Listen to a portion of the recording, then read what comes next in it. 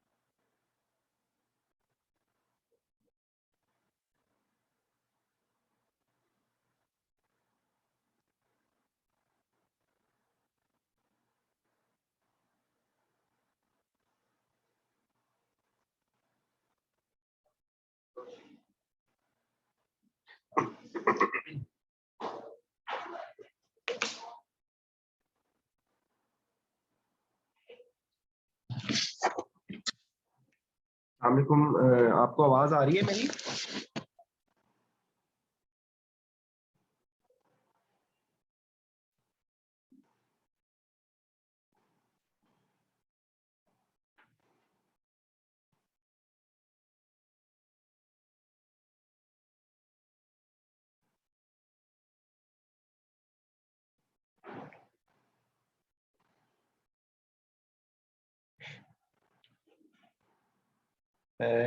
जिसको आवाज आ रही है आपको?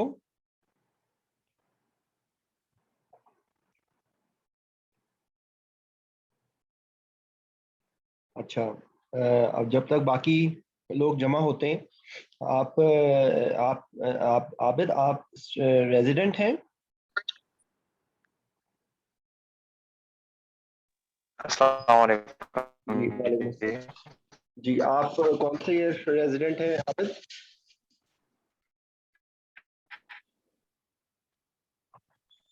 सर मैंने अपनी MCPS एनेस्थीसिया की ट्रेनिंग कंप्लीट की हुई है अच्छा, और अभी एग्जाम नहीं दिया? और अब मैं एग्जाम के लिए मतलब अपियर हो रहा हूँ। मेरी अपनी MCPS की ट्रेनिंग कंप्लीट हो कर ली हुई है मैंने सर। हाँ ओके, जी सर मैंने। तो आप जो है वो तैयारी की क्या पोजीशन है? सर बस कोई खास नहीं है क्योंकि हमारे साथ ड्यूटीज भी हैं। अभी भी मैं ड्यूटी पे हूँ और मैं अपने वो ऑफिस लॉक करके आपकी मीटिंग ले रहा हूँ, अटेंड कर रहा हूँ। अच्छा, आप देखो, आप कहाँ पे काम करते हो? सर मैं पेशावर में हूँ, गवर्नमेंट हॉस्पिटल में मेरी इस टाइम पे ड्यूटी है। अच्छा, देखिए, असल में अभी आपने बोला ना कि मेरी ड्यूटी है, तो देखो, ड्यूटी तो सबकी होती है, ठीक है? जी तो आपको जी जी इ इ बिल्कुल। इसी इसी इसी इसी सिस्टम के साथ, इसी हालात के साथ ही आपको पढ़ाई करनी पड़ेगी, ठीक है? अभी अभी बिल्कुल आपको एग्जैक्टली सर। मुख्तलिफ लोग आपको अपना एक्सपीरियंस बताएँगे, ठीक है ना? हाँ भाई बिल्कुल सुहेब, सर ऐसे कर। बिस्मिल्लाह। आज असल में हमारी कोई एकेडमिक अस्सलामुअलैकुम सर। आज हमारा एकेडमिक अस्सलामुअलैकुम सर। सेशन नहीं है। वालेकुम अस्सलाम। आज हमारा ये आप लोगों को मैंने इसलिए इनवाइट किया है कि आप लोग देखें कि पास होने के बाद ना इन लोगों की देखें, वैसे वो लोग भी आज बोलेंगे जो वैसे जिनकी आवाज़ नहीं निकलती थी ना, आज देखना सब लोग की कैसी आवाज़ निकलेगी, ठीक है ना? और सबसे सबसे पहले तो ये जो है ना सुहेब, तो आज इम्तिहान पास होने के बाद आपको कैसा महसूस हो रहा है? सर अल्हम्दुलिल्लाह सर, बड़ा अल्लाह का शुक्र है। और सेकेंडली आपका, क्योंकि हमारे तो अपने जो सीनियर्स होते हैं, बल्कि सुपरवाइजर होते हैं, वो हमें नहीं पढ़ाते, ना मुंह लगाते हैं। तो आप वाहिद वो शख्स हैं जिन्होंने काफ़ी ज़्यादा किया। बल्कि हम कभी कभी जो है डिप्रेस होते थे या थके होते थे, तो आप हमें बकअप करते थे। अक्सर ऐसा होता था कि दिल नहीं चाह रहा होता था कि इतनी लेट नाइट हो गया, लेकिन फिर भी हम लगे रहते थे रातों को। तो अल्हम्दुलिल्लाह उसका बड़ा फ़ायदा हुआ सर। और टेबल जो 1 पे था वो तो बिल्कुल जैसे आप पढ़ाते थे, बिल्कुल वो हमने बताया और वो बहुत अच्छा उन्होंने अप्रिशिएट भी किया। टेबल जो 2 था वो मैंने आपको कहा था कि थोड़ा मुश्किल था, उसमें चीज़ें ही वो दूसरी पूछ रहे थे, बेरिसिटी और ये वो।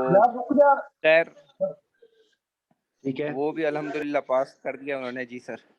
हाँ, नहीं, लेकिन असल में देखिए, मैं आपको एक बात बताऊँ, इम्तिहान ऐसा नहीं होता कि बहुत आप समझ लीजिए कि 100 में से कुछ शायद 1-2 स्टूडेंट्स होते हैं जिनका 100% वाइवा होता है, ठीक है, और जिनको सारी चीजें आती हैं। असल में एग्जाम का मकसद होता है कि आपका ओवरऑल कॉन्सेप्ट देखें और आपको ये टेस्ट करें कि क्या ये जो है, क्योंकि उस वक्त आपसे वो एनेस्थीसिया कंडक्ट तो नहीं करवा रहे होते ना वो आपसे एंडोट्रेकल ट्यूब डलवा रहे होते। तो ये सवाल पूछने का एक्चुअली मकसद होता है कि आपकी मेंटल स्ट्रेंथ देखना होते हैं उनको कि क्या ये प्रेशर को बर्दाश्त कर सकता है या नहीं, ठीक है।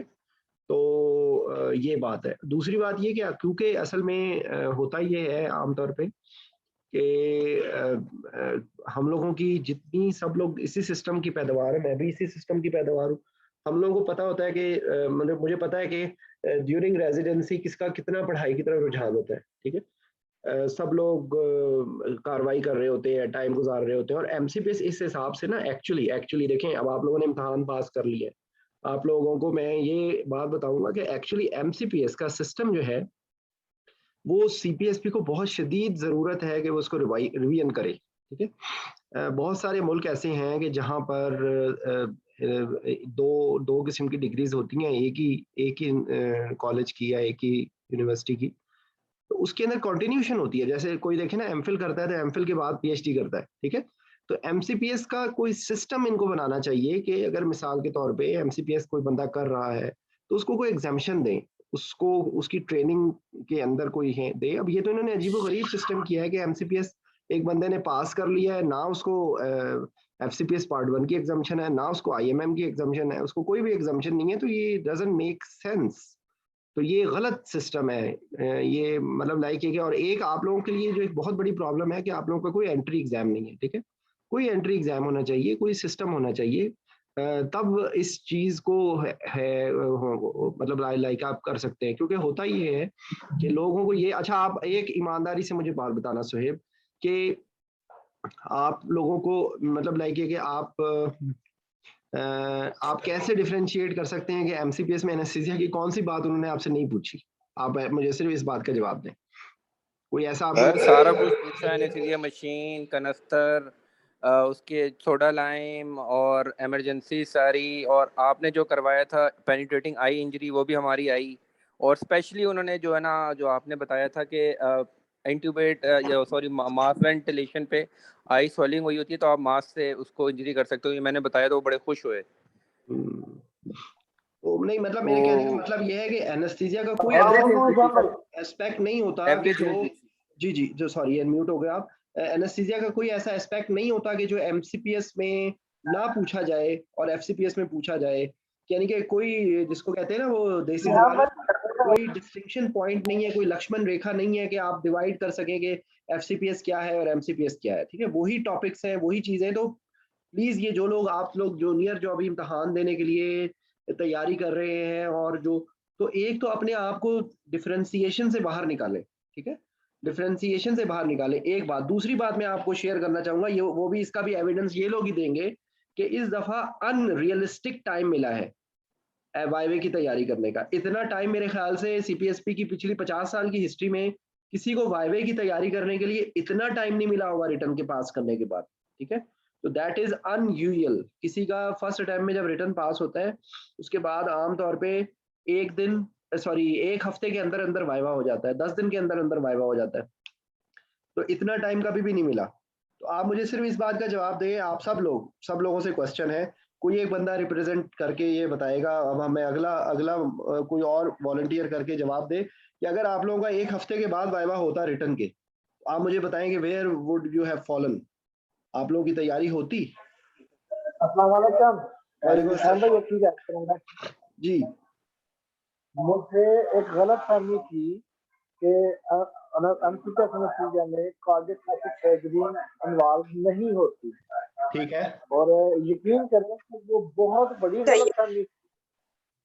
सबसे सबसे जो एमसीपीएस का ड्रॉबैक है वो ये है कि एमसीपीएस फिर भी एक कोर्स डिफाइन है। आप लोगों का, आपके ना पीछे फराज बहुत शोर आ रहा है। आप अगर आप हेडफोन्स उतार के मोबाइल से डायरेक्टली बोले, आपकी आवाज बहुत कम आ रही है, शोर बहुत ज्यादा आ रहा है।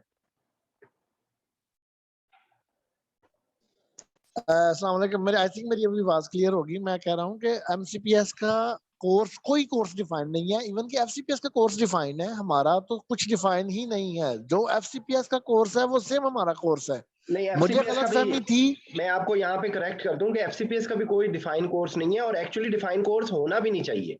क्यों होना चाहिए भाई? आप नहीं मुझे नहीं, सिर्फ इस डिफाइंड बात कोर्स का से मुराद ये है ना कि एफसीपीएस को, देखें, मैं सॉरी आपको शाह भाई, यहाँ, गलत कता कलामी कर रहा हूँ।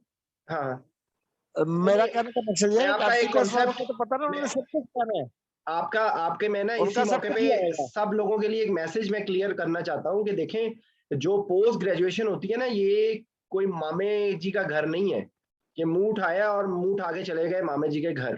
ठीक है? तो आप लोगों को, मैं सब लोग जो जूनियर्स हैं उनसे मेरी गुजारिश है कि कोर्स के पीछे ना भागें। There is no course, there is no course. वजह वजह ये है कि इट्स अ लिमिटलेस थिंग। आप मुझे बताइए कि जो नॉर्मल प्रैक्टिस के अंदर जो पेशेंट्स आते हैं, क्या वो सीपीएसपी का कोर्स पहले वो चेक करें कि भाई सीपीएसपी वालों ने इन लोगों को, बेचारों को, ये चीज पढ़ाई थी या नहीं पढ़ाई थी? फिर मैं वो बीमारी पैदा करूं और फिर मैं मरीजों डॉक्टर के पास जाऊं कि पता नहीं इन बेचारों ने जो है वो ये बीमारी पड़ी थी या नहीं पड़ी थी। मेरी बात समझ रहे हैं आप? तो इसलिए इसलिए ये आपको शायद मेरी बात मेरे मेरे कहने का फलसफियाना लगे। मकसद एक्चुअली ये था जी कि जी। मुझे गलतफहमी थी, पर्सनली मुझे गलतफहमी थी कि कार्डियोथोरैसिक सर्जरी एमसीपीएस में नहीं पूछते वो एग्जाम में। लेकिन वो भी इस दफा इवन के थोरैसिक सर्जरीज के भी क्वेश्चन आए और कार्डिक के भी क्वेश्चन आए। हाँ, नहीं, देर इज नो डिफरेंस। देखें, एमसीपीएस का मैं आप लोगों से पहले मैं बात सुन लूं। मैं आपको ये बताना चाहूंगा कि एमसीपीएस का क्या कॉन्सेप्ट है और एमसीपीएस क्यों नहीं होना चाहिए। मैं, अगर आप मेरे से पूछे, एफसीपीएस होना चाहिए, एमसीपीएस नहीं होना चाहिए। आपको ये बात मेरी शायद इनअप्रोप्रिएट लगे, लेकिन रियलिटी ये है कि या तो इसको कुछ उसके साथ कोऑर्डिनेट करें। आप लोगों का एंट्री एग्जाम होना चाहिए। आप लोगों का एंट्री एग्जाम नहीं होता, आप लोग डायरेक्ट, आप लोगों को शेरों के सामने फेंक दिया जाता है। ठीक है? आप लोगों की ना तो कोई दरमियान के अंदर कोई असेसमेंट होती है, कुछ भी नहीं होता। आप लोगों को डायरेक्ट 2 साल के बाद आप लोगों को शेरों के सामने फेंक दिया जाता है। जो एफसीपीएस वाले चाहते ना चाहते, दरमियान में उनको आईएमएम देना पड़ता है, तो उनका कुछ ना कुछ एक्सपोजर हो जाता है। और दूसरी बात ये कि हमारे हॉस्पिटल्स के अंदर एक ब्राह्मण और शूद्र का जैसा कॉन्सेप्ट किया जाता है। अच्छा अच्छा अच्छा, तुम एफसीपीएस हो, अच्छा अच्छा तुम एमसीपीएस हो। एमसीपीएस वालों का तो लेवल नहीं होता जी, एमसीपीएस वालों को क्या जरूरत है ये चीज पढ़ने की? तो एक्चुअली ये आपने अभी जो जुमला बोला है ना, ये सब लोग अपने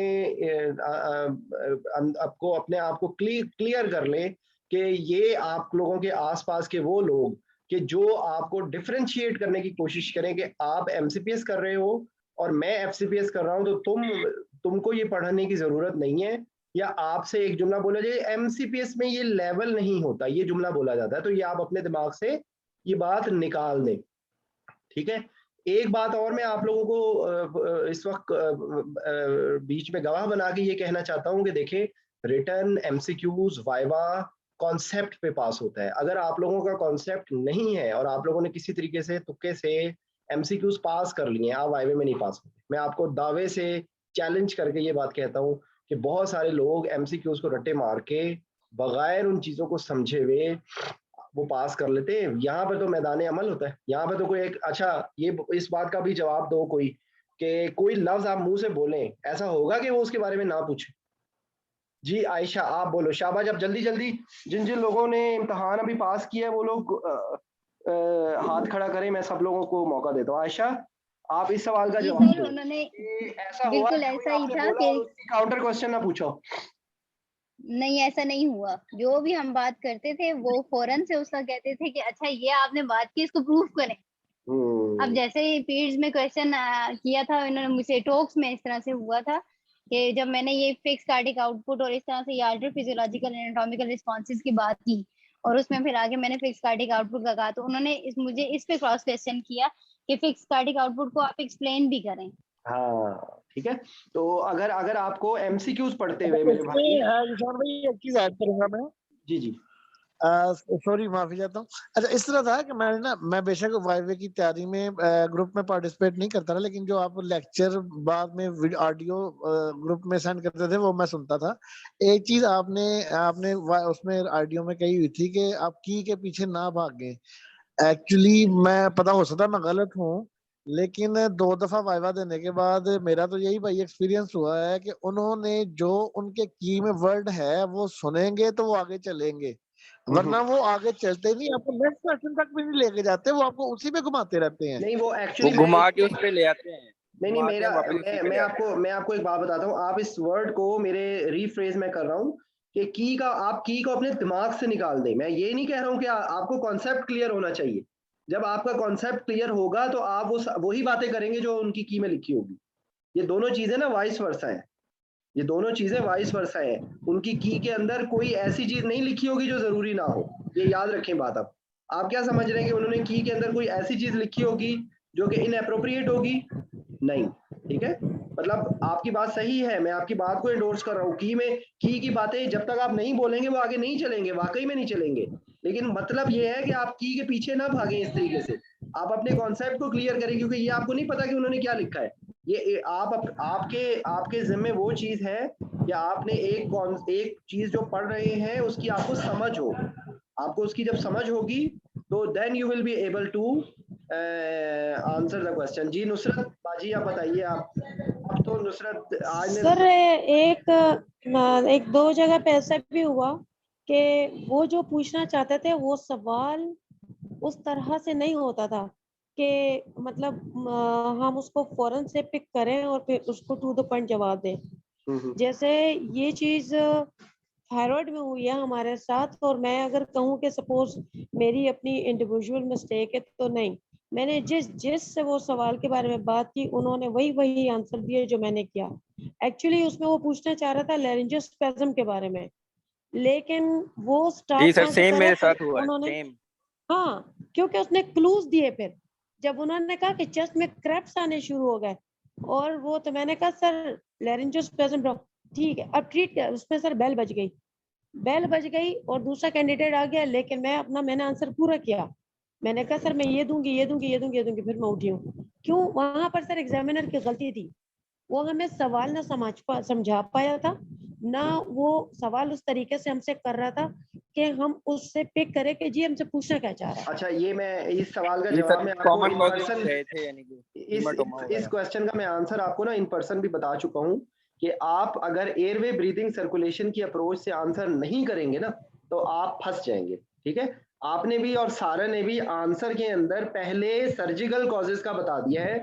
आपने बीइंग एन एनेस्थेटिस्ट लेकिन सर आपने एयरवे की कॉजेज नहीं, सुन लो बात ना।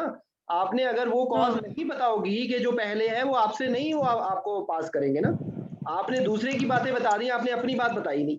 तो अगर पोस्ट ऑपरेटिव एयरवे ऑब्स्ट्रक्शन हो रही है, हाइपोवेंटिलेशन हो रही है, हाइपोक्सिया हो रहा है, you have to rule out airway obstruction.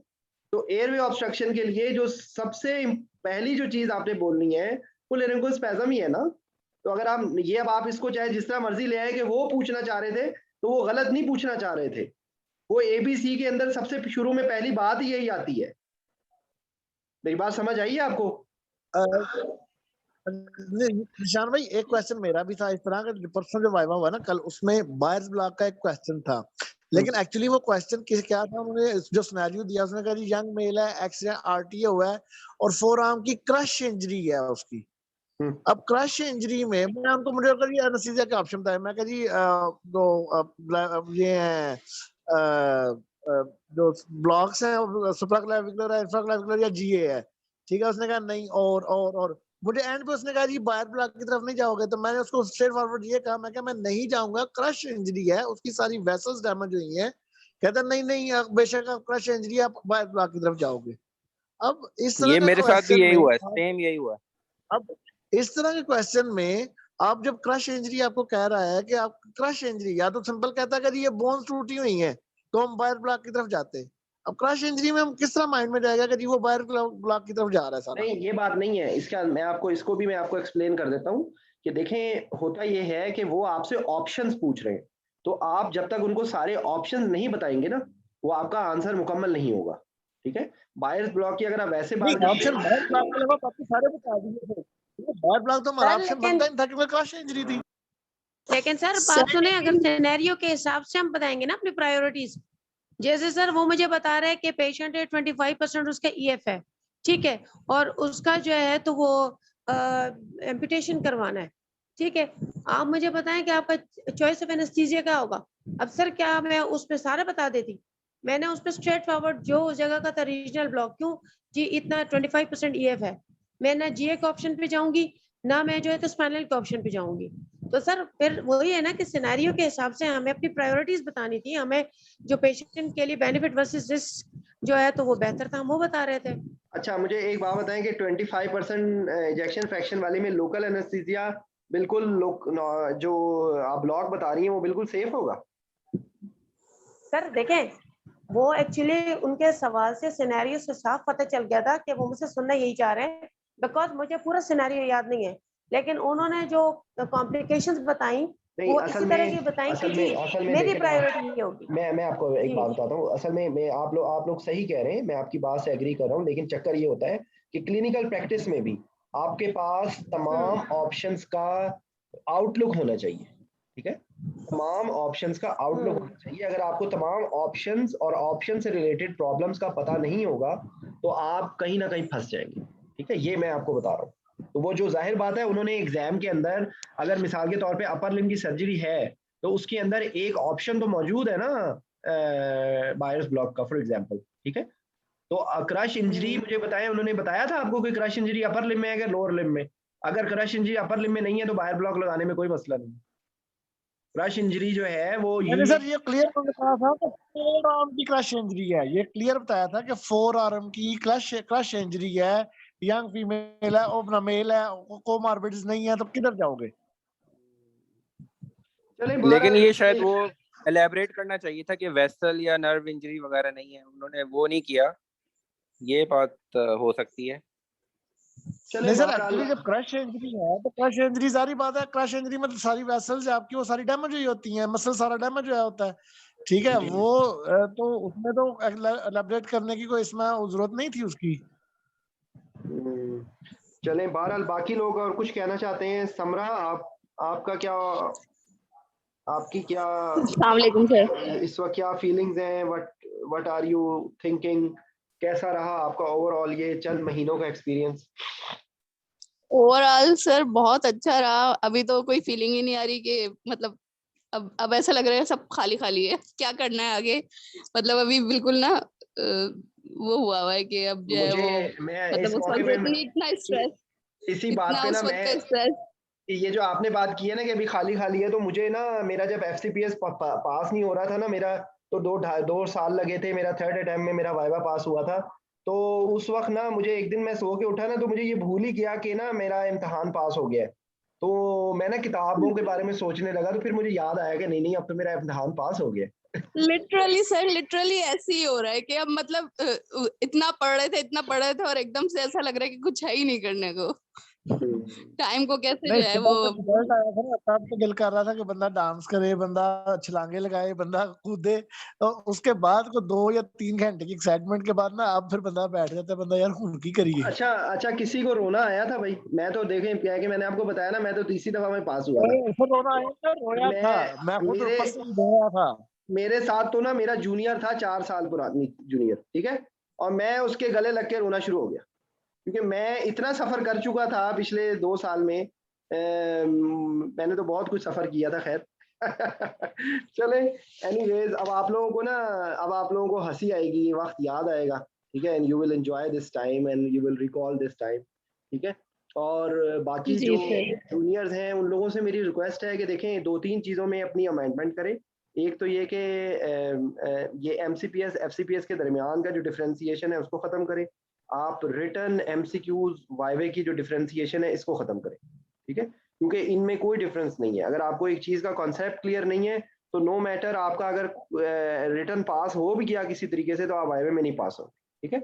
इसलिए ज़्यादा बेहतर ये है कि जिस दिन आप पढ़ें, जब आप कोई टॉपिक, तो उसी को बोलें, उसी को या आप बोल के रिकॉर्ड करें। और अगर आपके सामने अगर आपको शाइनेस है कि आप किसी को सुनाना भी नहीं चाहते, तो आप शीशे के सामने खड़े होकर बोलें, आप रिकॉर्ड करें, रिकॉर्ड करके, और एज अ टीचर आप, एज अ स्टूडेंट आप रिकॉर्ड करें और एज अ टीचर आप सुने, ठीक है। तो इस चीज़ का बहुत आप लोगों को फायदा होगा, ठीक है।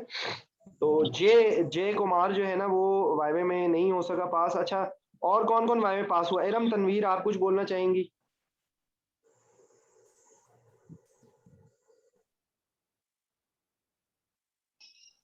जी सर। जी, कैसा महसूस हो रहा है एमसीपीएस पास करके? सर मैंने ना 1000 दफा मेल पढ़ चुकी हूँ अब तक में। अच्छा, नाम आपका ही लिखा है, गलत ईमेल एड्रेस गलत तो नहीं लिखा हुआ था? सर कोई 1000 दफा मैंने पढ़ने के बाद अनाउंस किया कि हाँ वाकई मैं पास हो गई हूँ। अच्छा अच्छा। सर यही सिचुएशन सारा की थी कि जब हम सीपीएसपी में ही थे, जब हमारे पास मेल आई तो वो मुझे दिखा रही, कहती डॉक्टर नुसरत देखें ये पुरानी तो नहीं है ना, प्लीज जरा देखें। फिर मुझे भी डाउट होने लगा कि यार पता नहीं ये रिजल्ट है भी या नहीं। फिर मैंने कहा देखो क्लिनिकल लिखा हुआ है, और फिर मैं उसकी डिटेल में मैंने उसको पढ़ाई, फिर जाके उसको कंफर्म हुआ। अच्छा, फिर उसने सारा ने मोबाइल खरीदा कि नहीं? सर खरीदेगी सर, वो एक्चुअली वो 1.5-2 लाख वाला खरीदना चाह रही है। तो मैंने उसको कहा, मैंने कहा भाई बस करो, उससे बल में नहीं बचेगा। मैंने कहा कोई हल्का फुल्का सा लो। ये सर असल जो में हमारा कल भूटान में वायदा हुआ उसमें से कितने % रिजल्ट आया? को बेचारा रहा भी है उनमें से या सारे पास हो गए?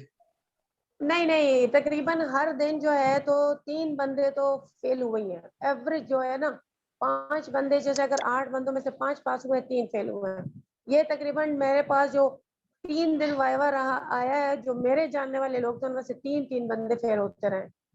तो रिजल्ट ओवरऑल मेरा ख्याल में 60-40 का था, इस तरह का आया है। लेकिन जो कल टॉर्चर था ना, कल वाले दिन का, जो शाम से या दोपहर से लेके आज सुबह तक जो मेंटली टॉर्चर था, वो उसकी भी एक अलग लेवल था। रिजल्ट नहीं आया था जो।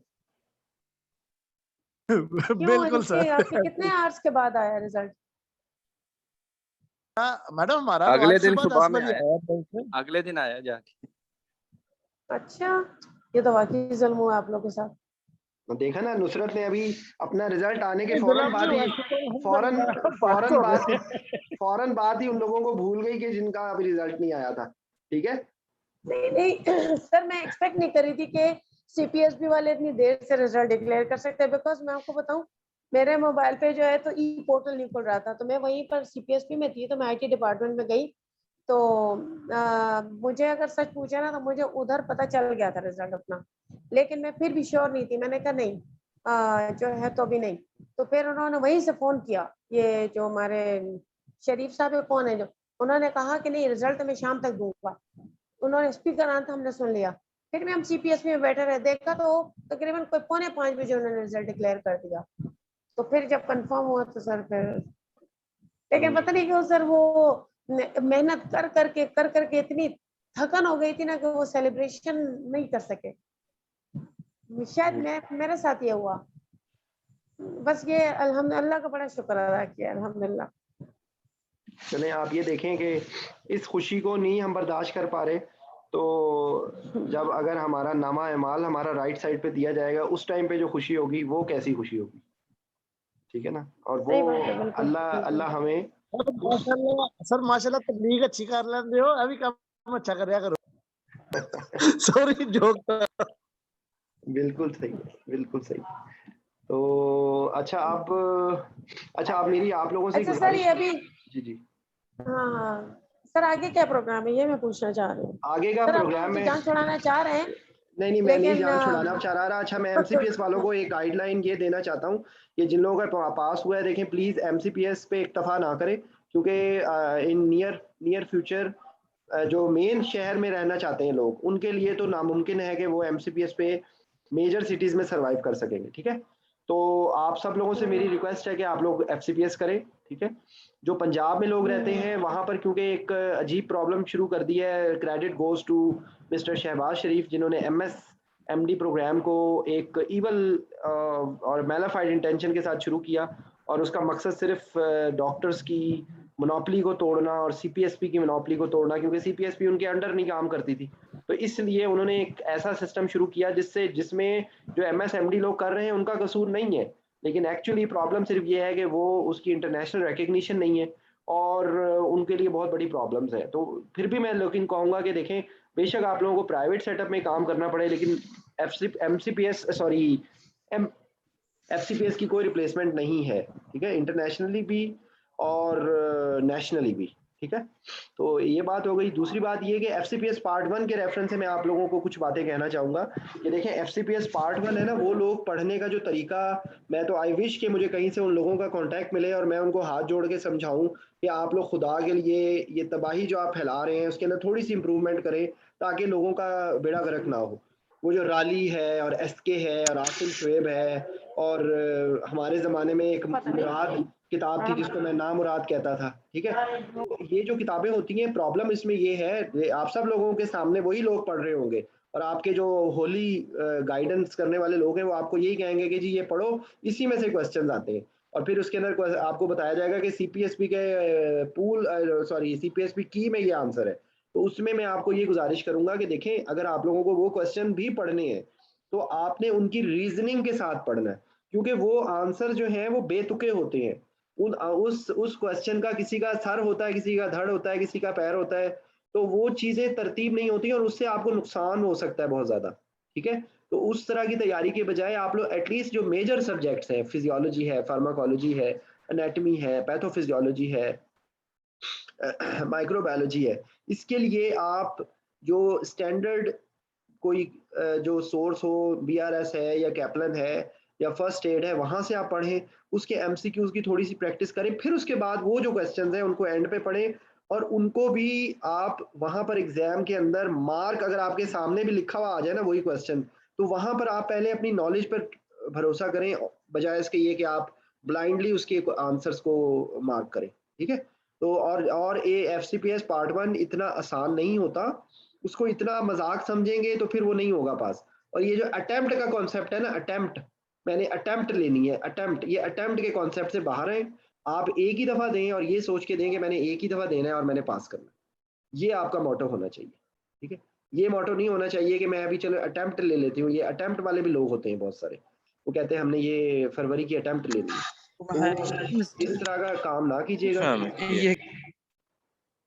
और आपने जो है वो यू टेक योर टाइम, जल्दबाजी में ना काम करें और आप आराम तसल्ली से इम्तहान दें। और वो कहते हैं कि जो यूएसएमएल वाले जिन्होंने तैयारी की होती है उनमें से मेजॉरिटी लोगों का एफसीपीएस पार्ट 1 फेल नहीं होता, ठीक है। तो वो लोग तो नहीं वो करते, अक्सर लोग वो क्वेश्चंस के पूल भी नहीं करते, उनका पास हो जाता है मेजॉरिटी में। वहाँ पे भी कोई एक्सेप्शंस होंगी, लेकिन मेजॉरिटी वो लोग के जो यूएसएमएल की तैयारी करते हैं उनका एफसीपीएस पार्ट 1 फेल नहीं होता, ठीक है। तो सर वैसे भी शॉर्ट बुक से कुछ भी नहीं आता है। जी नहीं, मतलब देखिए शॉर्ट बुक से अगर आता भी हो ना तो देखें बात ये है, एनएससी बाकी जो स्पेशलिटीज है ना उनकी कहानी और एनेस्थीसिया की कहानी बहुत डिफरेंट है। अगर आप अभी सर अपनी वैसे भी बहुत डिफरेंट थी। जी जब आप हम अभी लोग कर रहे थे, तैयारी कर रहे थे, तो उस वक्त सर हमें कहा गया था कि रली फाइल और ये सब। सर मैंने तो किया था, झूठ नहीं बोलूंगी, लेकिन सर यकीन करें उसमें से कुछ भी नहीं आया था।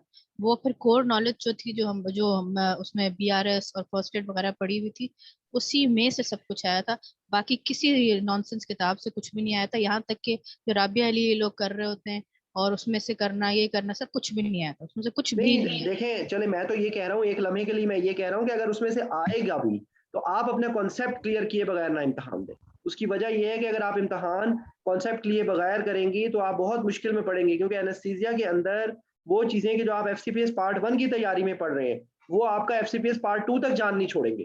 तो why not you finish it at that time, आप अपने आप को तो सर ये अभी एक्सपीरियंस हमने किया है ना आईएमएम में। सर ये हाँ पास्ट पेपर जो किए थे, अल्लाह माफ करे सर, हाँ तौबा हो गई है मेरी। उसके बाद तो मुझे सबक मिल गया है।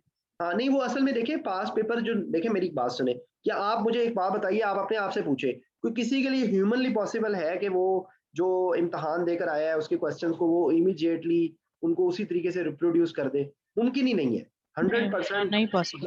या तो उसका स्टेम गलत लिखेंगे या उसकी ऑप्शंस गलत लिखेंगे या इनकम्प्लीट होगा। तो आपके लिए वो वहां पर आप लोगों को, ये जो लोग एफसीपीएस अभी दे रहे हैं, एमसीपीएस दे रहे हैं, उनसे भी मेरी गुजारिश है खुदा के लिए अपने आप को इतना डिग्रेड ना करें, अपने आप को इतना घटिया ना समझे कि आप लोगों को जब तक वो बूटियां नहीं मिलेंगी, ये बूटी का दौर होता है, बूटी का एक दौर होता है, एफएससी तक ये चीज अच्छी लगती है। चलो मैं कहता हूँ मेडिकल कॉलेज में आपका एक सब्जेक्ट में सिर्फ एक ही सब्जेक्ट आ रहा होता है, वहां तक ये बात वारा खाती है। पोस्ट ग्रेजुएशन इज नॉट मामा जी का घर। मामा जी के घर में आप जब मुंह उठा के चले जाएं, ये मामा जी का घर नहीं है। और एक और बात देखें, ये वही, अब मुझे एक भाई कहेंगे कि ये तबलीग कर रहे हैं, लेकिन तबलीग वाली बात ही है कि देखें क्या आप अपने माँ बाप, बहन भाई, बेटी, अपने शौहर, अपनी बीवी को, ये चले बीवी को तो शायद कर लें लेकिन मजाकन कर रहा हूँ, तो आप कभी चाहेंगे कि किसी ऐसे बंदे से आप एनेस्थीसिया दें जिसने जो है वो शॉर्टकट्स के जरिए और चीज़ों को छोड़ के, जिसने इम्तिहान पास किया और जिसका कॉन्सेप्ट क्लियर ना हो? आप नहीं चाहेंगे, ठीक है? तो जब आप अपने लिए नहीं चाहेंगे तो आप किसी दूसरे के लिए क्यों ऐसा कर रहे हैं? तो ये देखें, एनेस्थीसिया बहुत खतरनाक स्पेशलिटी है, बट बट ये मैं ये समझता हूँ कि अल्लाह के बाद, अल्लाह की ज़ात के बाद वहाँ पर एक इंसान की ज़िंदगी आपके हाथ में होती है। आपकी ज़रा सी गलती, आपका गलत डिसीजन, आपकी छोटी सी कोताही किसी की जान ले सकती है। वो किसी का बाप है, किसी का बेटा है, किसी का भाई है, किसी की बेटी है, किसी की माँ है। तो खुदा के लिए आप लोग एनेस्थीसिया को इबादत समझें। और वाक़ई ये हकीकत मैं आपको बता रहा हूँ कि anaesthesia is not a joke. ये कराची में जो जुमला बोला जाता है ना, एग्ज़ाम निकालना, ये निकालने के चक्करों में ना पड़ें। चीज़ों को समझें, चीज़ों को इस तरह से कर लें, अपने लिए इतना चर्नेबल बना लें, इतना सॉल्युबल बना लें कि आप लोगों को किसी किसी भी वक़्त कोई भी सवाल पूछा जाए तो आप लोगों के लिए प्रॉब्लम ना हो उसको आंसर करना, ठीक है? तो और कोई बोलना चाहता है पास लोगों में से? जी। ये जय जय आप अपना बताइए, आपने, आपका इम्तिहान क्लियर नहीं हुआ था, आप कुछ बोलना चाहते हैं? अस्सलाम वालेकुम सर। पहले तो सब लोगों को जो पास में उनको कांग्रेचुलेशन, मुबारकबाद। सर मेरा असल में कुछ ये हुआ था कि टेबल 3 और 4 जो थी उसमें उन्होंने स्टार्टिंग की आईसीपी और सीपीपी, इसकी सारी कैलकुलेशन और ये वो, उस पर तो थोड़ा उसमें कंफ्यूजन हो गई और थोड़ा डीरेल हो गया मैं। फिर उन्होंने ब्लड सप्लाई पूछी ब्रेन की कितनी होती है, वो मैंने उनको बताई 750 ml पर मिनट। तो उन्होंने कहा कि नहीं, पर ग्राम 100 ग्राम आप बताएं। तो वो मतलब थोड़ा सा कंफ्यूजन की वजह से उनके सारे क्वेश्चन जो की वाले थे या कुछ था, तो वो मैं नहीं दे पा रहा था। तो उसके बाद मतलब सारी जो मेरी दोनों टेबल्स थी वो फिर ये गड़बड़ होती चली गई। असल में ये कोर नॉलेज होती है, ये असल में मैं आपको एक बात बताऊं कि ये इसका इसी बात पे मैं ये कमेंट करूंगा कि ये ना हैंड बुक्स में, छोटी किताबों के अंदर जो मतलब लाइक है कि जो स्टैंडर्ड की छोटी किताबें हैं, जैसे ये आपने जो बात बताई है ना, ये अगर आप physics, physiology and pharmacology for anaesthetist, एक किताब है जिसमें बेसिक एनेस्थीसिया के कॉन्सेप्ट्स हैं, उसके अंदर फिजियोलॉजी भी है, फार्माकोलॉजी के भी बेसिक कॉन्सेप्ट्स हैं, कुछ और इस तरह की बारीक छोटी छोटी चीजें हैं। अगर आप वो किताब को साथ साथ अपने उस पे नजर मारेंगे तो ये चीजें आपकी कॉन्सेप्ट क्लियर हो जाएंगे। इसी तरह फिजिक्स इक्विपमेंट की बुक है, वो बहुत इंपॉर्टेंट है। वो फिजिक्स इक्विपमेंट, क्योंकि वो बेसिक साइंसेज होते हैं, वो आमतौर पे नजरों से ओझल हो जाता है।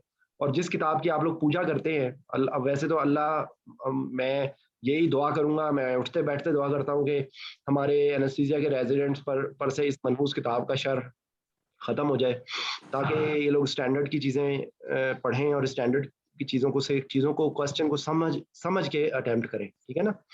तो इसलिए मतलब आप डिसहार्ट ना हो, ठीक है? ये जो सब लोग जो पास हुए, आप ये समझ लें कि इनमें और आप में सिर्फ चंद चंद महीनों का फासला है, क्योंकि अब तो अगला अटेम्प्ट बहुत जल्दी आ जाएगी। तो आप लोगों से मेरी गुजारिश है कि आप लोग पढ़ाई के साथ इन टच रहें, किताबें छोड़ के ना बैठेंगे फिर आखिरी एक हफ्ता आएगा तो मैं शुरू करूंगा। तो उन्होंने दिए हैं कि जो रिपीटर्स हैं वो फिल करें, तो वही सोच रहे हैं कि अब ये दें या इससे दें, वो थोड़ी जी। अच्छा, और बारह इसमें सर आईसीयू जहाँ काम कर रहे हैं हैदराबाद में, यहाँ पे आईसीयू सेटअप कोई इतना खास है नहीं। मेरी तकरीबन जो दोनों टेबल्स थी उस पे आईसीयू के बहुत ज्यादा मतलब थी और पड़े भी हुए थे, पर वो एक बार मतलब मैं वो पटरी से उतर गया तो फिर उस पे आ नहीं सका। चलिए, मैं कोई बात न्यूट्रिशन पूछी नहीं। और न्यूट्रिशन में एंट्रल की तरफ ही रहे हम, पार एंट्रल वाला जहन में करके गए। उन्होंने सारा मतलब पूछा कि जिज्ञास्टोमी हो गई, उसकी गट रिस्ट्रक्शन हुई है, उसकी आपने एंट्रल फीड करानी है, तो आप कैसे कराएंगे और एंट्रल के एडवांटेजेस बताएं और उनको बार बार मेरे जहन में बार एंट्रल के जो आ रहे थे साइड इफेक्ट, उन्होंने कहा नहीं आप हमें एंट्रल के एडवांटेजेस बताएं। वो नेचुरल होता है। बहरहाल चले, आप देखें, आप बिल्कुल परेशान ना हो, जस्ट स्टे इन टच। और वो क्या कहते हैं, वो जियो न्यूज़ वाले कहते हैं ना, स्टे ट्यून, तो वो तो उनको तो पब्लिसिटी करनी होती है भाई। मैं तो आप लोगों के फायदे के लिए बैठ हुआ है। मेरा तो आजकल तो मेरी पिछले 4-5 दिन से मेरी तबीयत बहुत खराब हो रही है। लेकिन मैं आप लोगों से यही कहूंगा कि देखें, बोलते रहें, बोलते रहें, बोलते रहें, आपको वो चीजें सेकंड नेचर बन जाएंगी। ठीक है। और मेरे जैसा बंदा अगर आप लोगों के सामने बोलने के काबिल हो गया ना, तो मैं ये गारंटी से कहता हूँ कि आप सब लोगों की परफॉर्मेंस बहुत अच्छी है। ठीक है।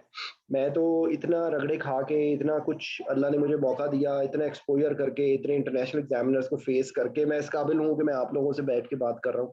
और असल में बात ये है कि ये देखें, ये याद रखें बात आपको, मैं ये बात, क्योंकि आप लोग इस बात से बहुत सोचते होंगे कि यार ये बंदा हमें पढ़ा रहा है हमारे पे। आप यकीन करें, एज अ प्रोफेशनल मैं अपने ऊपर एहसान कर रहा हूँ। मैं इसलिए अपने ऊपर एहसान कर रहा हूँ क्योंकि मैं अपनी पढ़ाई से साथ इन टच हूँ। आप लोग मेरे लिए बरकत है। ठीक है। आप लोग मेरे लिए बरकत है कि मैं आप लोगों की वजह से पढ़ाई से इन टच हूँ, वरना मैं भूल जाऊंगा। और वो बेइज्जती जो आपकी होती है ना एज अ प्रैक्टिशनर, मैं उन लोगों के बारे में सोचता हूँ कि जो लोग पढ़ाई के साथ इन टच नहीं है, वो उन लोगों से ये कोई सवाल उनका जूनियर जब पूछता है तो उनको कितनी शर्मिंदगी का सामना करना पड़ता है। तो मैं तो इस शर्मिंदगी से बचने के लिए पढ़ा रहा हूँ आप लोग। ठीक है। तो आप लोग भी, सब लोगों से मेरी गुजारिश है कि जो लोग पास हो गए हैं, खुदा के लिए वो पढ़ाई से इन टच रहें, क्योंकि वो भूल जाएंगे नहीं तो सारी चीजें। और एक मैं कहता हूँ, एक टॉपिक, एक केस, छोटा सा पॉइंट, कोई छोटी सी बात, आपको भी मैं यही कहूंगा कि जो फेल हो गए हैं वो भी, और जो नहीं पास हो गए हैं वो भी, उन सब लोगों से मेरी यही गुजारिश है। ठीक है। तो बाकी ये है कि अच्छा, अपनी जगह पे जो लोग हैं वो एक दूसरे की मदद करें। वो जो है, जो अब इम्तहान देने लगे, उन लोगों को समझाएं, उनको बताएं। ये जो मेरे तो सीनियर जो होते थे ना, उनकी जो है वो गाइडेंस यहीं पे इसी लेवल पे खत्म हो जाती थी। मॉर्गन पढ़ लो, मॉर्गन पढ़ लो, यहाँ पे गाइडेंस शुरू होती थी और यहीं पे खत्म हो जाती थी। या अगर किसी सीनियर से कोई सवाल पूछो तो आप पढ़ के बताएं, चलें डिस्कस करेंगे, आप पढ़ के बताएं। अब ये क्या बात हुई भाई, आप मतलब लाइक ये कि ये हमारा एटीट्यूड जो है ना, ये एटीट्यूड बदलेगा कैसे? ये बदलेगा ऐसे कि आप सोच के जाएं और आपके थिएटर में जो आपको रेजिडेंट्स नजर आए, उनको पकड़ के, उनको खड़ा करके, उनको टाइम दें, उनकी इज्जत करें, उनकी हेल्प करें। ठीक है। आप ये करके देखें, आपको ये नॉलेज पलट के आप तक आएगी। ठीक है। तो बाकी ये है कि और कोई कुछ कहना चाहता है, वरना हम अपनी महफिल बर्खास्त करें। बहरहाल ये कि जो बहुत मेहनत की है, आप लोगों को बहुत टाइम मिल गया। और एक्चुअली डिले होने का नुकसान सिर्फ ये था कि ये मिजरेबल टाइम होता है। ठीक है ना।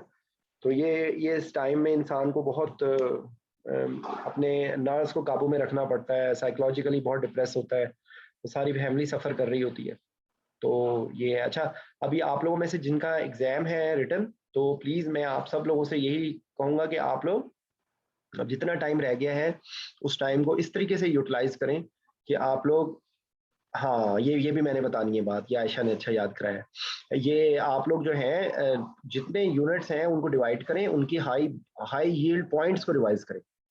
क्योंकि ऐसा ना हो कि बहुत बेसर पैर की चीजें आप पढ़ते रहें और एंड पे कुछ फार्मूलाज हैं, जैसे आपको होना चाहिए कि तमाम फार्मूलाज, तमाम कैलकुलेशंस, तमाम लॉज, ठीक है, अच्छा, हर जितनी बीमारियां उनकी डेफिनेशंस, उन डेफिनेशंस के साथ उनके सिस्टेमिक इफेक्ट्स, ठीक है, यानी कि आप चार्ट्स, ये इन चीजों को रिवाइज करें। ये आने वाले जो दिन हैं उनके अंदर आपको ये सोचना, जैसे ब्लॉक्स को आपने रिवाइज करना है तो आप सोचें कि कौन से ब्लॉक के अंदर कौन सी चीज मिसिंग होती है, कौन से ब्लॉक के अंदर कौन सी कॉम्प्लिकेशन होती है। ठीक है, इस तरीके से चीजों को आप रिवाइज करें। ठीक है। अच्छा, ये मैं जिनका पास हुआ है ना उनको मैं ये बताना चाह रहा था बात कि देखें MCPS के लिए भी है, या FCPS वालों के लिए भी है यही बात कि डिग्री, प्रोविजनल सर्टिफिकेट, क्योंकि डिग्री इन एब्सेंशिया होता है, वो फीस आपको जमा करानी होती है तब आपको, जब मतलब वरना ये है कि जो विदाउट फीस नहीं होता, वो भी आपको फीस तो जमा करानी ही पड़ती है, लेकिन आपको वो अप्लाई कर देना चाहिए विद एब्सेंशिया के साथ ना, तो वो फीस होगी। उसके बाद बोनाफाइड सर्टिफिकेट एक होता है, ये पहले नहीं होता था, ये अब नई एक कोई चीज शुरू हुई है, बोनाफाइड सर्टिफिकेट। ठीक है, दो चीजें हो गई, डिग्री हो गई तीसरी चीज है प्रोविजनल सर्टिफिकेट, ठीक है, प्रोविजनल सर्टिफिकेट। उसके बाद एक होता है ट्रांसक्रिप्ट, जिसके अंदर वो आपकी पूरी जो है ना कि इसने इतने रोटेशंस की, इतना ये किया, ये किया, ये किया।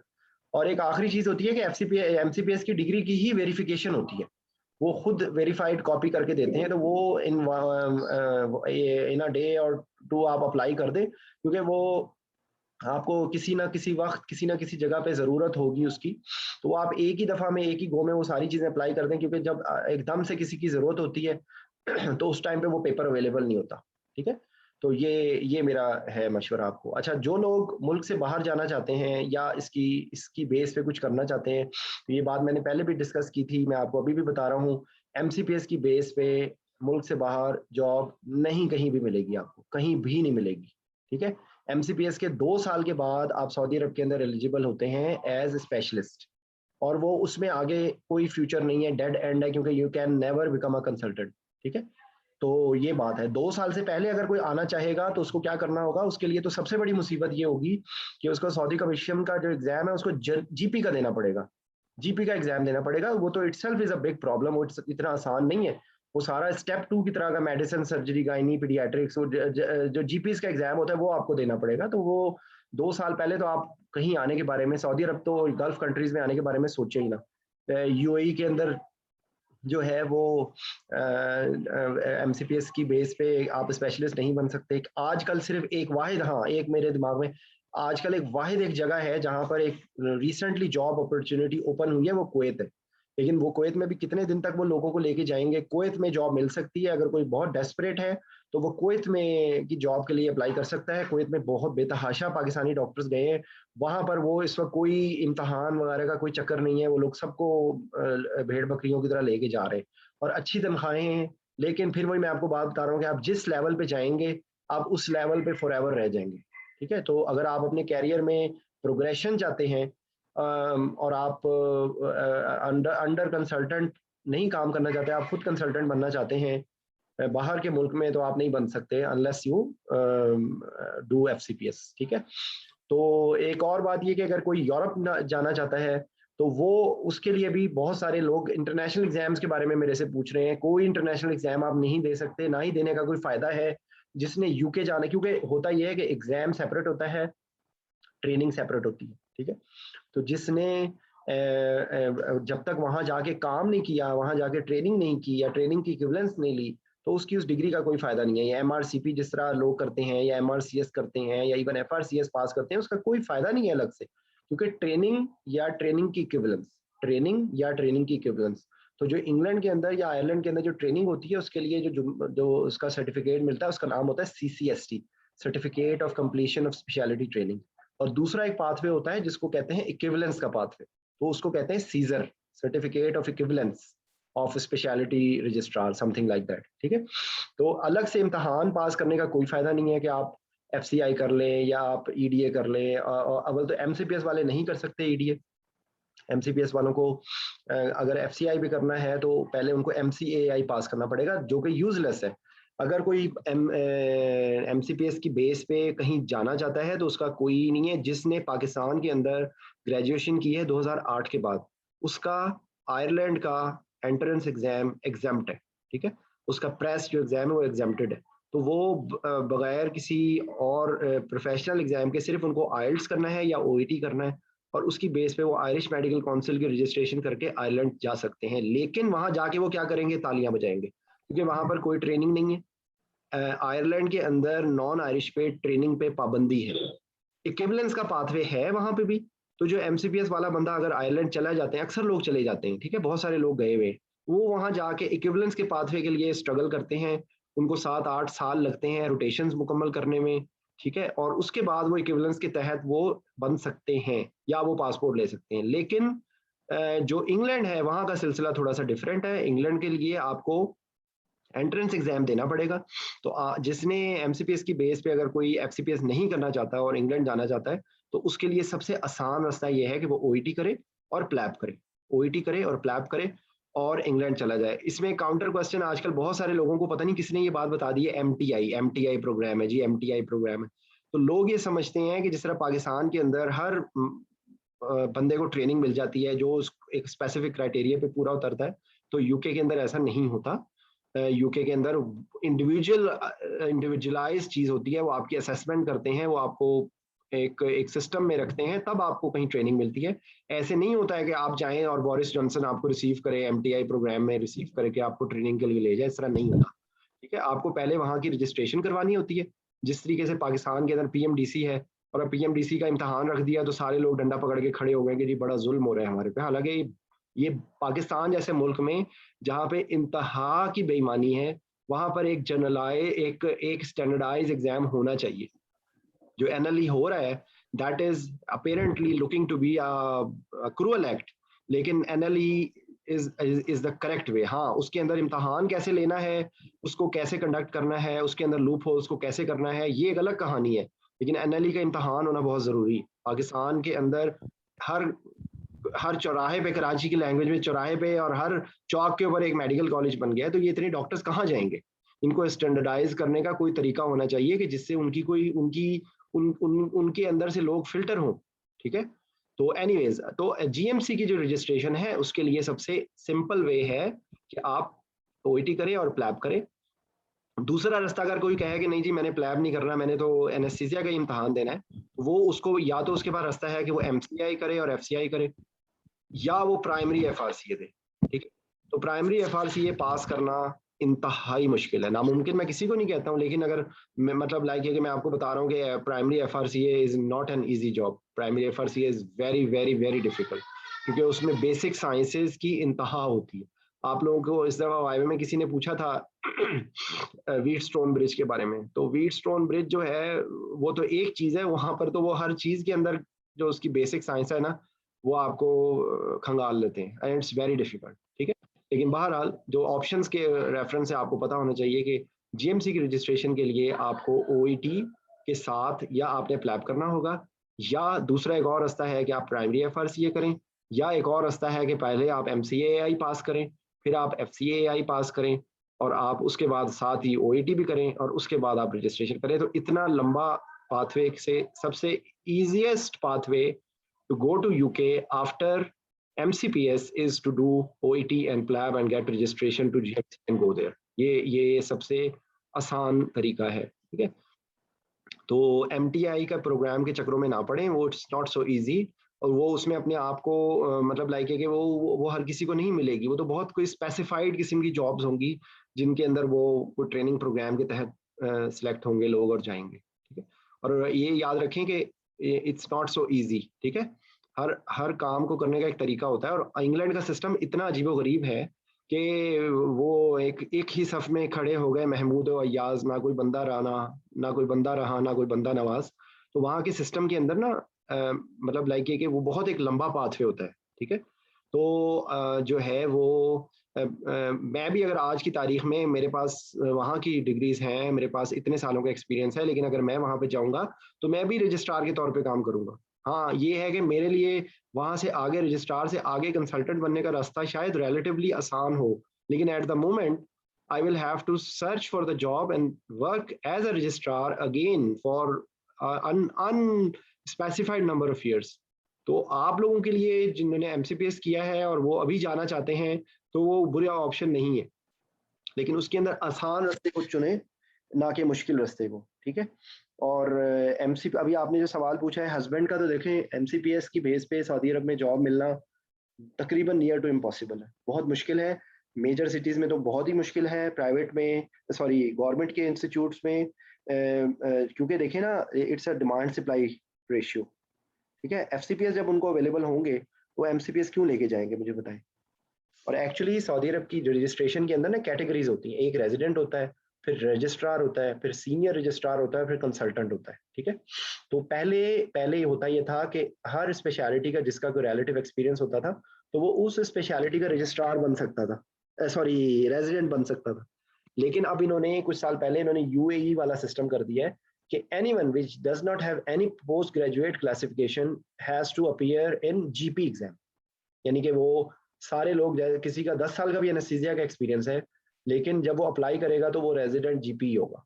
यूएई में भी यही सिस्टम है। ठीक है, हाँ, अगर उसके बाद आप कोई अगर एक्सपीरियंस है तो वो आपको एज जीपी रजिस्ट्रेशन करवाने के बाद आपको हॉस्पिटल के अंदर रिलेटिव स्पेशलिटी में जॉब मिल सकती है, लेकिन आपको इम्तहान वो जीपी वाला ही देना पड़ेगा। एमसीपीएस के 2 साल के बाद आप रजिस्ट्रेशन करवा सकते हैं रजिस्ट्रार के तौर पे सऊदी अरब में, ठीक है। उसके लिए आपको स्पेशलिस्ट का एग्जाम देना होगा। अब सऊदी कमीशन के अंदर इनके अंदर एक और कैटेगरी है जिसको सीनियर रजिस्ट्रार कहते हैं। तो एफसीपीएस पहले तो कोई का पता ही कोई नहीं था, तो एफसीपीएस को पहले कोई स्टैंडर्डाइजेशन नहीं थी। अब इन्होंने ये किया है कि एफसीपीएस, फ्रेश एफसीपीएस भी even is senior registrar Saudi commission में, ठीक है।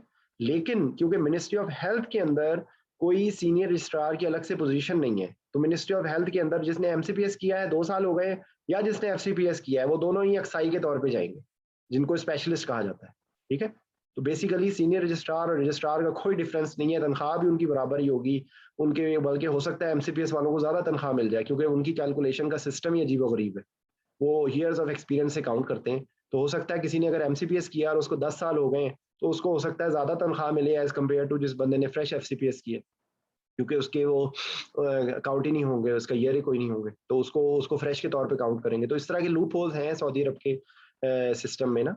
तो लेकिन ये है कि देखें सऊदी अरब के अंदर जो लोग इंटरव्यूज लेने आते हैं वो सिर्फ मिनिस्ट्री ऑफ हेल्थ होता है। तो actually ministry of health is just like ministry of health anywhere in the world. जिस तरह पाकिस्तान के अंदर गवर्नमेंट की जो जॉब होती है वही हिसाब किताब होता है। हाँ, फैसिलिटीज डिफरेंट होती हैं।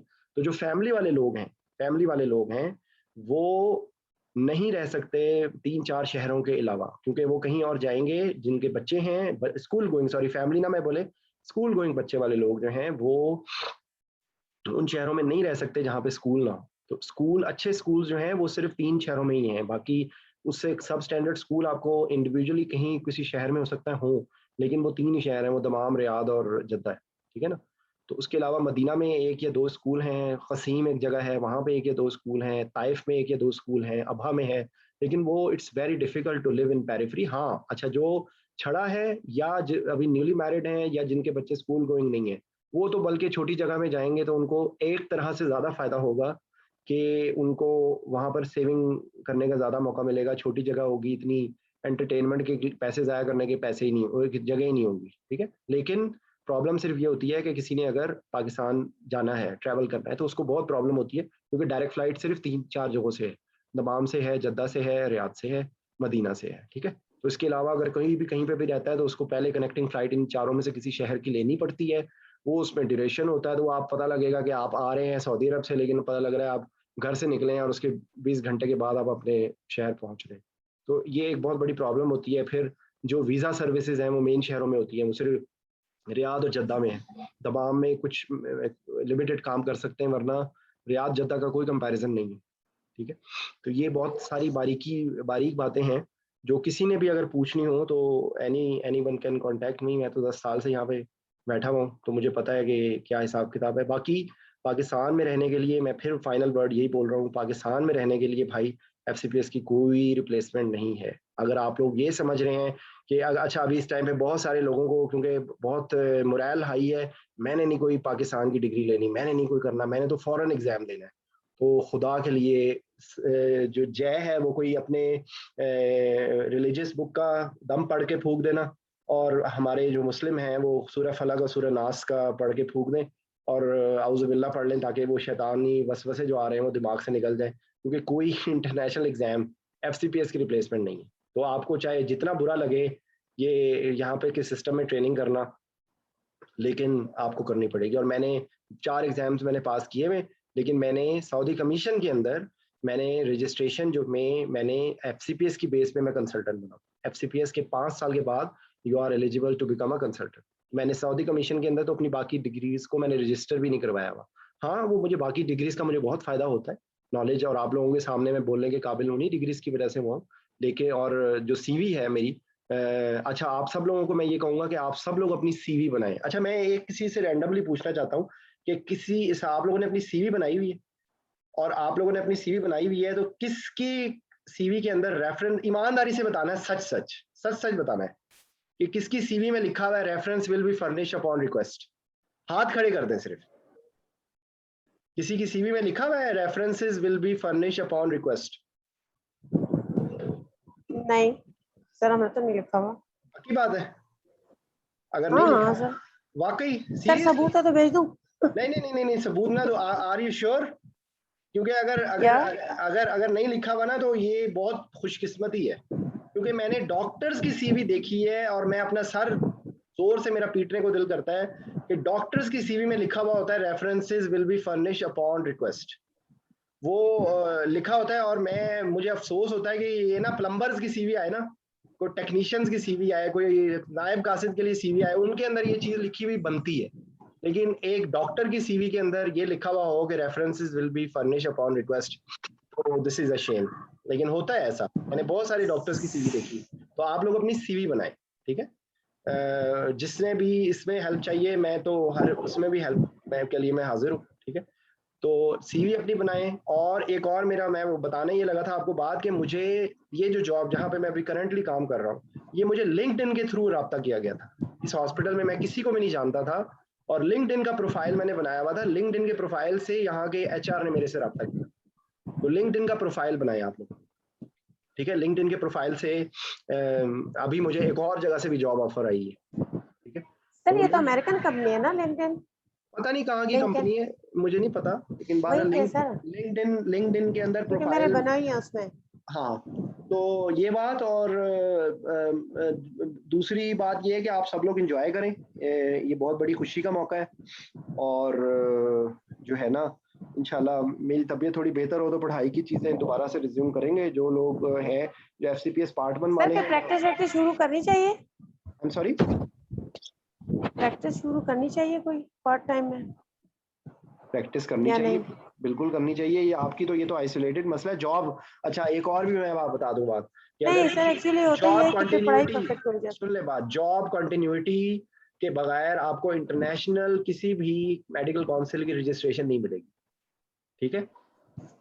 जो सीवी बनाते हैं उसमें आपको gap of more than 6 months without any acceptable reason आपका वो नहीं एक्सेप्ट होगा। और मेरे कई ऐसे जानने वाले हैं जिन्होंने FCPS किया और इमिग्रेशन करा के वो आयरलैंड कनाडा चले गए, ठीक है? और अब उनको GMC की रजिस्ट्रेशन नहीं मिल रही, सिर्फ इस वजह से कि जॉब कंटिन्यूटी नहीं है। तो मतलब जॉब कंटिन्यूटी मतलब उसके लिए आपको बेशक कोई बहुत ही लीस्ट पॉसिबल जॉब भी मिल जाए, आपकी कार्रवाई पे आपको बेशक फ्रैंकली स्पीकिंग अगर आपको किसी भी तरीके से सर्टिफिकेट मिल जाता है और आपका नाम वहाँ रहता है, कुछ आप कर रहे हैं। बहुत सारे हमारे चैंपियन लोग हैं जिन्होंने मतलब लाइक ये कि अपने आप को रजिस्टर करवाया हुआ है असिस्टेंट प्रोफेसर के तौर पे और अपना एक्सपीरियंस काउंट करवा रहे हैं और वो डायरेक्ट प्रोफेसर बन जाते हैं। हैरानी होती है मुझे, पाकिस्तान के अंदर ये सब कुछ भी होता है। तो चले जी, अल्लाह मियां आप सब लोगों को कामयाबी दे और बहुत एक दफ़ा फिर मेरी तरफ से मुबारक हो। और जो अभी भी जो पढ़ाई कर रहे हैं, please please please concepts clear करें, कॉन्सेप्ट्स क्लियर करें।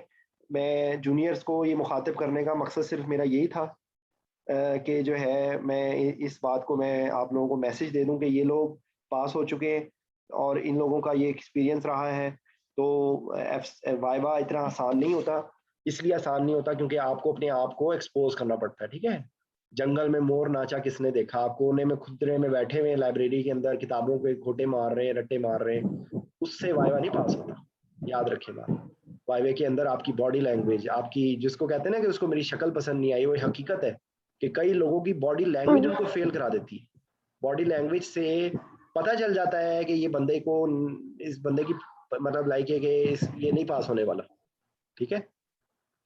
तो चलें, एनीवेज इंशाल्लाह वी विल रिज्यूम। और किसी ने कोई भी बात पूछनी हो तो just don't hesitate to ask me anything. मैं आजकल तो मैं आप लोगों को ड्रामों की भी गाइडेंस दे सकता हूँ, मैं ड्रामे देख रहा हूँ घर बैठा हुआ। सर यानी हम भी थोड़ा सा इसका मतलब है कि किताबों से हट सकते हैं। बिल्कुल किताबों से हट सकते हैं। मैं अभी जो तबलीग की बात कर रहे थे ना, तो देखें मैं आपको एक बात बताऊं कि तबलीग हर मुसलमान पर फर्ज है, हर बंदे पे फर्ज है कि वो दूसरे को अच्छी दावत दे, ठीक है? और तमाम रिलीजन्स के अंदर जो बेसिक अच्छाइयाँ हैं ना वो बराबर हैं। कोई भी दुनिया का मजहब जो है ना वो वाइन को अच्छा नहीं समझता, वो एक्स्ट्रा मैरिटल रिलेशन को अच्छा नहीं समझता, दुनिया का कोई रिलीजन, ठीक है? तो जो बेसिक रिचुअल्स होते हैं वो उनके कॉन्सेप्ट्स में डिफरेंस हो सकता है, तो मेरा ख्याल है कि हमें बीइंग अ डॉक्टर हमारे ऊपर बहुत ज़्यादा जिम्मेदारी है, क्योंकि मैं आपको एक बात बताऊं कि जो लोग बहुत बुरा भला कहते हैं जी मैं तो डॉक्टर, मैं तो गरीब, मैं तो मिस्कीन, मेरे तो खाने को पैसे नहीं है, ये नहीं है, वो नहीं है, लेकिन आप यकीन करें, आप अल्लाह का शुक्र अदा करें कि अल्लाह ने आपको डॉक्टर बनाया। There is no profession, all others are profession, this is something different. कोई मैं आपको एक और पर्सपेक्टिव बात करता हूँ। देखें, मुझे बताएं कि कोई अपनी बहन, अपनी बेटी किसी गैर मर्द के सामने नहीं लाने देता। बहुत हमारे जो कंजर्वेटिव हमारा पाकिस्तान जितना भी एडवांस हो जाए, अभी भी हमारी सोसाइटी के जो मेजॉरिटी है उनके अंदर बेसिक रिस्पेक्ट बहुत ज़्यादा है, ठीक है। वो आपको एक डॉक्टर को रिस्पेक्ट दे रहा है, वो इस चीज़ का कोई कंपैरिजन ही नहीं है। और एक और बात ये कि चाहे कुछ भी हो जाए, मेरे ख्याल है डॉक्टर कभी भूखा नहीं मरता, ये चाहे जितना सब कुछ होने के बाद। तो मेरा ख्याल है कि एक डॉक्टर अल्लाह की ज़ात को जितने करीब से पहचानता है ना, मेरा ख्याल है कि हमारी बहुत पकड़ होगी। क्योंकि अगर एक डॉक्टर अल्लाह की ज़ात को नहीं पहचानता, जो बीमारी इसको देखता है, अल्लाह की कुदरत को देखता है, किस तरीके से ये पूरी दुनिया का निज़ाम चल रहा है और किस तरीके से हमारी बॉडी का सिस्टम ही देख लिया, क्या सुभान तेरी कुदरत, क्या अल्लाह ने मैकेनिज्म बनाया है, क्या अल्लाह ने बॉडी बनाई है। तो मेरा ख्याल है कि बीइंग अ डॉक्टर हमें ज़्यादा पकड़ होनी है हमारी, इसलिए ज़हनी तौर पे प्रिपेयर रहें। ठीक है जी, ओके भाई, सबको कंग्रेचुलेशन, और इंशाल्लाह फिर हम रिज्यूम करते हैं एक्टिविटी। ओके भाई, आपका भी बहुत अच्छा जी जी बहुत मेहनत की है जी डॉक्टर मुनव्वर। मैं कह रही हूँ आपका भी बहुत बहुत शुक्रिया, आपने सब बच्चों के साथ बहुत मेहनत की है और इनको बहुत अच्छा गाइड किया है। इवन कि मैंने भी बहुत कुछ सीखा है, मुझे अच्छा लगता है। यहाँ पर ना मैं आपको एक बात बताऊं कि ये चीज़ ना, मैं ये चाहता हूँ कि ये लोग अपनी अपनी जगह पे शुरू करें, ठीक है, कि हर बंदा जो है ना दूसरों की फिक्र करे, ठीक है ना, क्योंकि हम लोग अगर दूसरों की फिक्र करें ना, आप यकीन करें कि हमारे लिए वो खुद ब खुद हमारे मसले खुद ब खुद हल हो जाएंगे अगर हम दूसरों की फिक्र करें, ठीक है। अच्छा भाई सुहेब, अपना खुदा के लिए अपने नाम का ये वसीम आईफोन चेंज करो यार। सर ये पता नहीं कैसे होगा, मैंने तो बहुत नहीं कोशिश करो, जिस तरह सारा ने मोबाइल खरीदना था, ये हम लोग ना छेड़छाड़ करते हुए, अब देखें मैं आपको बताऊं ये कहानी कहाँ से स्टार्ट हुई थी। मुझे कोविड मैं आपको बताऊं एक बात, मुझे कोविड हुआ, मैं सारा से रिलेटेड। जी जी सर वो ना आपने टाइम का ना हमें इतना डराया हुआ था ना कि इतना टाइम होगा और ऐसे बोलो, ये नहीं बोलो, ऐसे। तो सर सारा इतना डरी हुई थी कि जिस दिन टॉक्स था ना, तो जब वो एक स्टेशन पे ना बोली जा रही, तो सर वो एग्जामिनर उसको कहते हैं आप इतनी जल्दी में क्यों हैं, तो वो एकदम चुप हो गई, कहती है सर वो वैसी। तो सर वो इतनी कंफ्यूज थी, इतनी डरी हुई थी कि बस वो समझ रही थी कि जी बस मेरे पास टाइम थोड़ा और मैंने दौड़ना है। तो बात यह है कि सर असल में ना हम लोग जब वहां गए तो हमने किताब से ज्यादा डॉक्टर जीशान को याद किया। नहीं वो और मैं आपको हॉस्पिटल में इस तरह से पढ़ाते ही नहीं है ना, इस तरह की गाइडेंस है। जितनी मेहनत इसने की ना, बस इसका अजर जो है ना अल्लाह ही दे सकता है, बंदा तो उनका एहसान का बदला नहीं दे सकता। और हमारे डॉक्टर शुएब पास हुए, उन्होंने तो एयरपोर्ट में जो है ना बस हर वक्त लगाए होते थे, और डॉक्टर जीशान के जो लेक्चर्स थे ना, वही जो पढ़ाते थे ना वही सुनता था और उसी से पास हुआ जी। चलें अल्लाह मियां, मैं आपको बताऊं मैंने कहा आपने डॉक्टर जीशान को मैसेज किया, बताया, कहते जी मैंने बताया। सीपीएसपी वाले आप पे पाबंदी ना लगा दे, क्योंकि सीपीएसपी में सब ही आपको जानते हैं, हर कोई आपका नाम ले रहा होता है। मैंने उसका लेक्चर सुना, ये था उसमें यार ये बहुत अच्छा बताया, और ये मतलब बिलीव यू में मुझे कई लोगों ने कहा कि डॉक्टर जीशान के हम लेक्चर सुनते हैं, हम उनके ग्रुप में, लेकिन हम किसी और के थ्रू हमें उनके लेक्चर मिलते हैं, फिर हम सुनते हैं। तो यानी सर अगर आप इलेक्शन में खड़े हुए ना, तो आप वहां से पाकिस्तान के वजीर आजम बन जाएंगे इमरान खान के पास। नहीं मैं तो ये चाहता हूँ कि अच्छा, मैं आप लोगों को से जो मैं मदद चाहता हूँ वो ये है कि देखिए आप सब लोग अपने अपने तौर पे ये याद करके ना रिकॉर्ड करने की कोशिश करें, उसको सुने, ठीक है, उससे आपके अंदर इम्प्रूवमेंट आएगी। एक बात हो गई। दूसरी बात ये कि जो आप मुझे अभी कह रहे हैं ना, थैंक्स, अगर आपने, मैं सबको ये कह रहा हूँ, ये मैसेज मैंने वो जो एक हमारा बंदा था जो कि अब दिल बर्दाश्ता होकर मुल्क छोड़ के चला गया है, वो उसका नाम है आशिर अजीम, ठीक है, उसने एक मूवी बनाई थी और उस मूवी की वजह से उस पर बैन लग गया था। उस मूवी के अंदर मालिक ना सर, मालिक, उसने एक ऐसा मैसेज दिया है कि आप यकीन करें, मैं ये समझता हूँ कि बीइंग अ पाकिस्तानी वो कोर्स होना चाहिए, वो सबको उस मूवी का पैगाम देना चाहिए। उसमें उसने ये बात कही थी, एक बंदा उसे मदद के लिए आता है तो वो कहता है कि भाई ये बंदा मैं आपकी क्यों मदद करूं, तो उसको वो जवाब देता है कि जो है ना, मैं आपको जितने मर्जी पैसे दे आप चाहते हैं मैं आपको दे देता हूँ। तो उसने कहा मुझे पैसे नहीं चाहिए, मुझे पैसे नहीं चाहिए, मुझे ये कमिटमेंट चाहिए कि जब मेरी जगह आपके पास कोई और आएगा, जिस तरह आप मेरे पास आए हैं, तो आपके पास अगर कोई बंदा आएगा तो आपने उसकी हेल्प करनी है। तो ये मालिक फिल्म के अंदर ये मैसेज उन्होंने दिया था। ठीक है, तो मैं आप सब लोगों को यही कहूंगा कि आप लोगों को अपने आसपास कोई भी बंदा अब आप लोगों की स्टेज पे याद आए, नजर आए, तो उसकी हेल्प करो। That's my thanks. If you want to thanks me, मुझे और आप लोगों से क्या चाहिए? मुझे कुछ भी नहीं चाहिए। ठीक है, आई हैव एवरीथिंग अल्हम्दुलिल्लाह। मैं आप लोगों से सिर्फ यही चाहता हूँ, मैंने तो इसीलिए अपना नाम भी अबू जैद रखा है ताकि मुझे कोई पहचाने ना। और वो जो लेकिन सर फिर भी सर डॉक्टर जीशान सब करते रहते हैं। हाँ, अच्छा, सब कहते हैं सर ये जीशान कलीम, सर नहीं कितने ये तो भी कहते हैं है। ये जीशान कलीम वाला जीशान है। हाँ, नहीं वो तो उस बंदे से मुझे ये 2-3 बंदों का अगर किसी को भी कांटेक्ट मिले ना, मुझे दें, I want to talk to them. एक ये जीशान एनेस्थीसिया नोट्स वाला, एक राली बर्बादी, और एक एसके साहब, और एक और कौन है, राबिया अली। इन लोगों के कांटेक्ट नंबर चाहिए, ये अपनी चीज़ों को इम्प्रूव कर सकते हैं अगर उसके अंदर थोड़ी सी ये करें ना, कि ये एक तो अपने शुरू फॉरवर्ड के अंदर ये मैसेज दें कि आप इन क्वेश्चंस को हेल्प के तौर पे लें, इनको खुदा के लिए 100% रिप्रोड्यूस ना समझें। और दूसरी बात ये कि वो इसकी हिम्मत करें और थोड़ी सी इसके अंदर करेक्शंस करें।